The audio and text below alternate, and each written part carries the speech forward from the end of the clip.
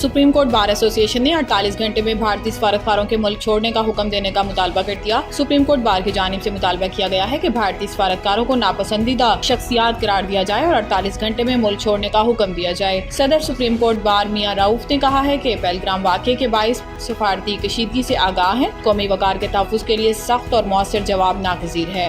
इन्होंने कहा कि पाकिस्तान हर भारतीय इल्ज़ामात मुज़हिका खेज़ झूठ का पलंदा और बेबुनियाद है। पहलगाम वाक़या मकबूजा कश्मीर में भारतीय बर्बरियत छुपाने की नाकाम कोशिश है। भारतीय फौज की सरपरस्ती में मकबूजा कश्मीर में बुनियादी हकूक़ पामाल किए जा रहे हैं और भारत मकबूजा कश्मीर में जंगी जुराइम से तवज्जो हटाना चाहता है।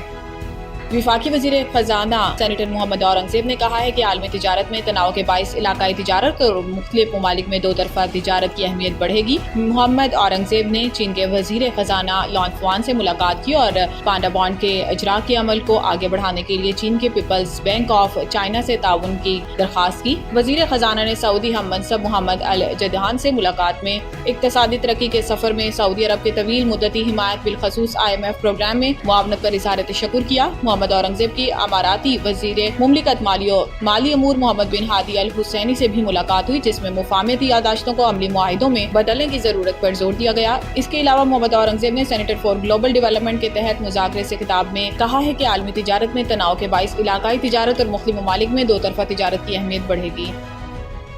मुल्क के 23 सरकारी इदारों स्टेट ऑन इंटरप्राइजेस ने गुज़िश्ता 10 साल के दौरान कौमी खजाने का 55 खरब रुपए का नुकसान किया है और इसमें अगर सिर्फ कौमी एयरलाइन PIA की बात की जाए तो इसे 700 अरब रुपए का नुकसान हुआ। ये एक ऐसा इंकशाफ है जिसने एहतसाब और निजकारी की ज़रूरत को एक मरतबा फिर उजागर किया।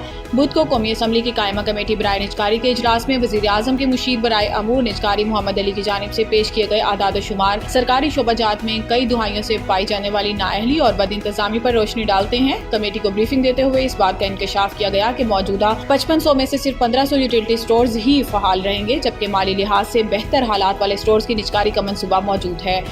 फारूक सत्तार का कहना था कि मुलाजमतों का तहफ़्फ़ुज़ रियासत की जिम्मेदारी है। इन्होंने खबरदार किया कि इन इक़दामात की वजह से मुलाजमीन का मुस्तक़बिल नज़रअंदाज नहीं होना चाहिए। अमरीकी सदर डोनाल्ड ट्रंप ने कहा कि चीन पर मुनहसिर है कि टैरिफ कितनी जल्दी नीचे आ सकते हैं। अगले 2-3 हफ्तों में चीन के लिए टैरिफ तय करेंगे। गैर मुल्की मीडिया के मुताबिक अमरीकी सदर डोनाल्ड ट्रंप ने व्हाइट हाउस में मीडिया से गुफ्तगू करते हुए कहा है कि चीन पर आए टैरिफ में कमी का इन्हिसार चीनी क़यादत के अमल पर होगा। इन्होंने कहा कि अगले 2-3 हफ्तों में चीन के लिए टैरिफ तय करेंगे। अमरीकी सदर ने कहा कि चीन के साथ डीलिंग बहुत अच्छी करने जा रहे हैं। चीन को मुआहिदा करना ही पड़ेगा, जिसने मुआहिदा नहीं किया तो हम डील तय करेंगे। दूसरी जानिब ट्रंप ने कहा कि मेरा ख्याल है कि यूक्रेन और रूस के साथ हमने डील कर ली है। रूसी सदर पुतिन के साथ जल्द मुलाकात हो सकती है।